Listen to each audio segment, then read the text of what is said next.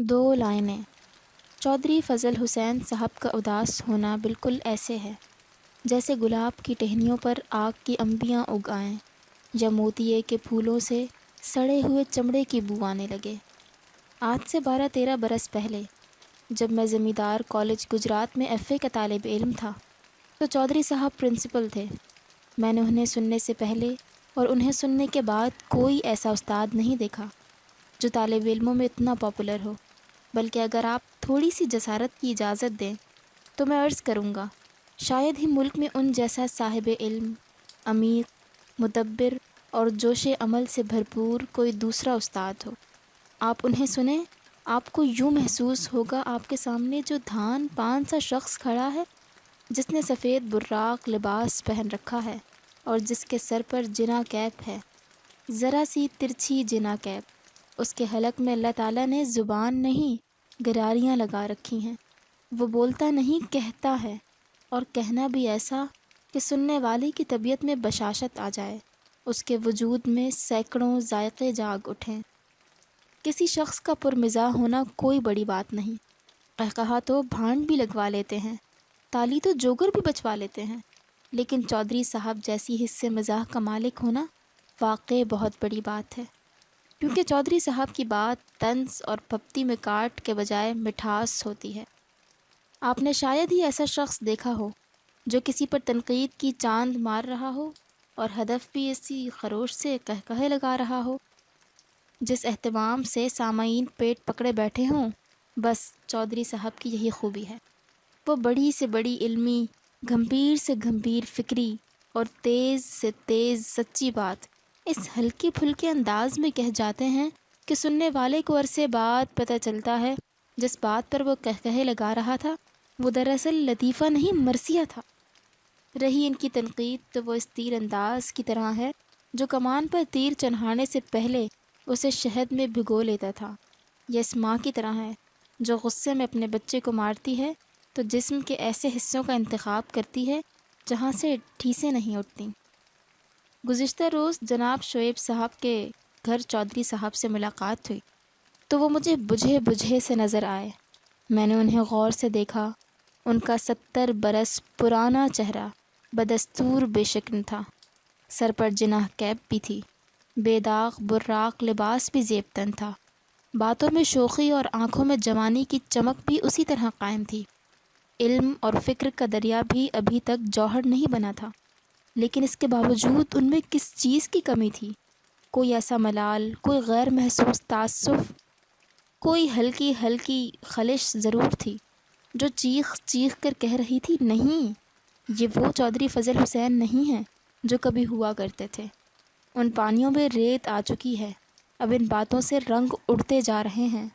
لالا موسیٰ سے جہلم کی طرف بڑھتے ہوئے جب شام افق سے اتر کر دلوں پر دستک دے رہی تھی تو میں نے اس سے اس تبدیلی کی وجہ پوچھی۔ وہ خلاف معمول ایک طویل اور ٹھنڈی آہ بھر کر بولے، جاوید میاں، پچھلے کچھ عرصے سے ایک کہانی تنگ کر رہی ہے۔ ایک لمحے کے لیے رکے، پھر سانس لیا۔ نہیں، پوری کہانی نہیں، صرف 2 لائنیں۔ جب بھی تنہا ہوتا ہوں، جب بھی سوچتا ہوں، یہ 2 لائنیں تلوے میں چھپے کانٹے کی طرح دماغ میں چبھنے لگتی ہیں۔ زندگی عذاب بن کر رہ گئی ہے، سورج اندھیرے کی چادر میں چھپ چکا ہے، اب وہاں افق سے سڑک تک ایک ملگجا سا اندھیرا ہے۔ میں نے پوچھا، یا استاد وہ کون سی ایسی بھاری لائنیں ہیں جنہوں نے آپ جیسے آہنی شخص کا حوصلہ توڑ دیا؟ چودھری صاحب شیشے سے باہر جھانک کر بولے، میں نے کہیں بہت پہلے منٹو کا ایک افسانہ پڑھا تھا، اتنا پہلے کہ مجھے اس کا عنوان، اس کی کہانی، اس کے سارے کردار تک بھول گئے ہیں۔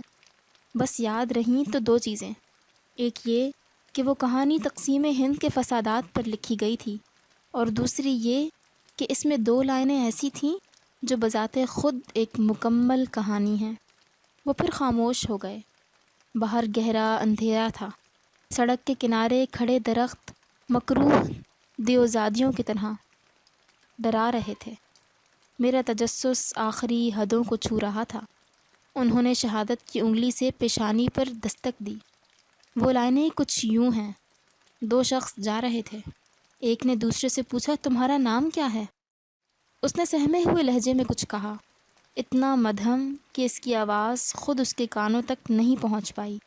دوسرے نے فوراً نعرہ لگایا اور اس کے پیٹ میں چھرا گھونپ دیا۔ میں نے کچھ نہ سمجھنے کے باوجود گردن ہلا دی۔ چودھری صاحب بھی آخر پورے استاد تھے، فوراً میری جہالت تک پہنچ گئے، لہٰذا آہستہ سے بولے، بیٹا میں محسوس کر رہا ہوں ہمارے شہروں، ہمارے قصبوں میں لوگ اب اپنے ناموں کے وہ حصے کاٹ رہے ہیں جن سے ان کے شیعہ یا سنی ہونے کا گمان ہوتا ہے۔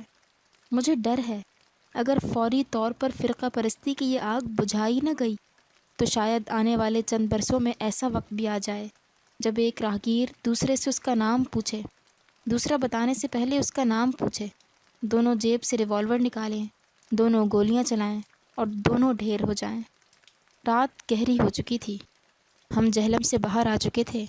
ابھی چند لمحوں میں کالا گجراوالا آئے گا جہاں میری زندگی کے حیران کن شخص نے اتر جانا ہے، اور اس کے بعد میں نے اسلام آباد تک ان دو چپتی، آگ لگاتی اور سلگتے ربڑ کی طرح دھواں چھوڑتی لائنوں کے ساتھ سفر کرنا تھا۔